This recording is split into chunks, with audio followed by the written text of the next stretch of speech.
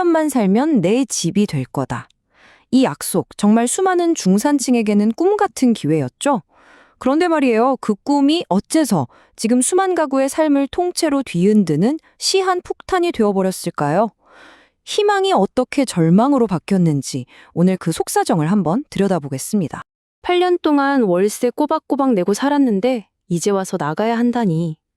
정말 이 한마디에 모든 게 담겨 있는 것 같아요. 8년 동안 성실하게 내 집처럼 아끼며 지켜온 보금자리잖아요.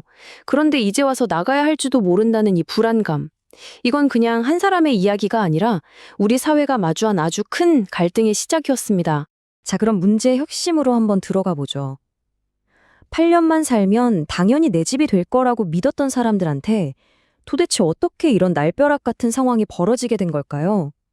그 중심에는 바로 이 제도가 있었습니다. 바로 공공지원 민간 임대주택입니다. 이름이 좀 복잡하죠. 쉽게 말해서 이런 거예요. 민간 건설사가 정부한테서 저렴한 땅이나 융자 같은 지원을 받아서 아파트를 짓습니다. 그리고 나서 이걸 중산층에게 8년에서 10년 동안 주변 시세보다 싸게 빌려주고 그 기간이 끝나면 집을 팔 수 있게 한 거죠. 이게 정말 꿈의 조건처럼 보였거든요. 일단 청약 통장이 없어도 됐고요. 8년에서 길게는 10년 동안 이사 걱정 없이 저렴한 임대료로 살 수 있었죠. 그리고 무엇보다 가장 큰 매력은 임대 기간이 끝나면 바로 그 집을 내가 분양받아서 내 집으로 만들 수 있다는 기대감이었습니다. 말 그대로 내 집 마련의 지름길이라고 다들 생각했던 거죠. 그런데 그 달콤했던 약속이 이제는 정말 날카로운 갈등이 되어버렸습니다. 입주민과 사업자, 양쪽의 주장이 정말 팽팽하게 맞서고 있는 그런 상황이에요. 아니, 이렇게 좋았던 약속이 도대체 어디서부터 어긋나기 시작한 걸까요? 모든 갈등의 불씨는 약속의 끝, 바로 분양 전환 시점에서 빵 터져 나온 겁니다. 자, 이 표를 보시면 양쪽 입장이 정말 평행선을 달리고 있다는 걸 알 수 있어요. 먼저 입주민들은 우리가 낸 수억 원의 보증금은 사실상 사업 자금이었다. 우리는 단순한 세입자가 아니라 투자자다. 이렇게 주장합니다. 그러니까 우선 분양권이랑 합리적인 분양가는 당연한 권리라는 거죠. 반면에 사업자는 보증금은 그냥 나중에 돌려줘야 할 빚일 뿐이라면서 딱 선을 긋습니다. 현행법상 우선은 분양은 의무도 아니고 분양가 결정은 사업자 마음이라는 입장이에요. 이 갈등이 현실에서 얼마나 충격적인지 판교의 한 아파트 사례를 한번 볼까요? 입주민들은 처음에 그 당시 시세보다 저렴한 한 8억 원 정도에 분양받을 수 있겠구나 기대를 했어요. 그런데 8년 뒤에 실제로 받은 통지서에는 분양가가 12억 원이 훌쩍 넘게 찍혀 있었습니다. 무려 4억 원 넘게 뛰어버린 거죠. 내 집 마련의 꿈이 그냥 산산조각이 나버린 겁니다. 엎친 데 덮친 격으로 법원의 판단도 사업자의 손을 들어주고 있습니다. 판결문의 핵심은 딱 이거예요. 현행법에 분양가 제한 규정이 없으니까 가격 결정은 임대사업자 자유다. 법적으로조차 보호받기 힘든 입주민들의 막막함이 그대로 느껴지는 대목이죠. 그런데 이건 시작에 불과합니다.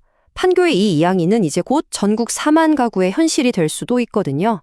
그야말로 거대한 시한폭탄의 초침이 똑딱거리기 시작한 겁니다. 자, 이 숫자를 한번 봐주세요. 39,430 가구.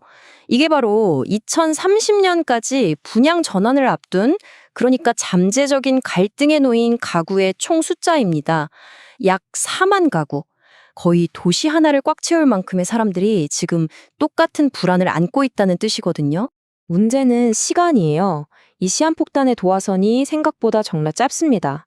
당장 2026년 말까지 불과 2년 남짓한 기간 안에 만 가구가 넘는 집들이 분양 전환을 맞이하고요. 그리고 2030년까지 그 규모는 49개 단지 약 4만 가구로 폭발적으로 늘어날 예정입니다. 갈등이 이미 우리 코앞에 닥친 현실이라는 거죠. 이게 저 멀리 미래 얘기가 아니고요.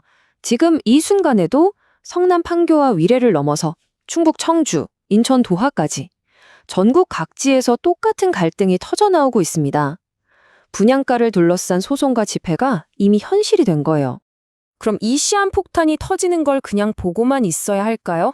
이 갈등을 해결할 실마리는 없는 건지 지금부터 그 해법을 한번 찾아보겠습니다. 다행히 최근에 위례 신도시에서 첫 합의 사례가 나오면서 작은 희망의 불씨가 보이긴 했습니다. 핵심 내용은 이거예요. 임대 기간을 2년 더 늘리고 무주택 임차인에게 우선 분양권을 주고 분양가는 감정평가액을 기준으로 정하자. 이 극적인 타협안이 과연 다른 4만 가구에게도 새로운 기준이 될 수 있을까요? 한편에서는요, 좀 더 근본적인 질문을 던지기도 합니다. 더불어민주당 이재명 대표의 말인데요. 왜 임대주택을 자꾸 분양해서 팔아치우나? 이 말은 즉 언젠가 팔릴 집은 진짜 임대주택이 아니라는 지적인 거죠. 그는 이런 주택을 가짜 임대라고 부르면서 주택정책의 패러다임 자체를 바꿔야 한다고 주장합니다. 이 지적이 뭘 의미하는지는 이 그래프를 보면 바로 아실 수 있을 거예요. 우리나라 공공임대주택 중에서 팔지 않고 계속 임대로만 남는 영구 임대는요, 단 6%뿐입니다. 나머지 94%는 지금 이런 갈등처럼 언젠가는 분양될 가짜 임대인 셈이죠. 어쩌면 처음부터 언젠가 내줌이 될 거야 라는 기대를 심어준 이 구조 자체가 갈등의 씨앗이었던 건지도 모릅니다. 결국 이 문제는 두 가지 가치가 꽝 부딪히는 거예요. 국민의 주거 안정이라는 공공의 약속과 민간 사업자의 이윤 추구라는 시장 논리. 우리는 이 저울의 균형점을 어디에서 찾아야 할까요? 내 집 마련의 꿈이 더 이상 시한폭탄이 되지 않도록 이제 우리 사회가 답을 내놓아야 할 시간입니다.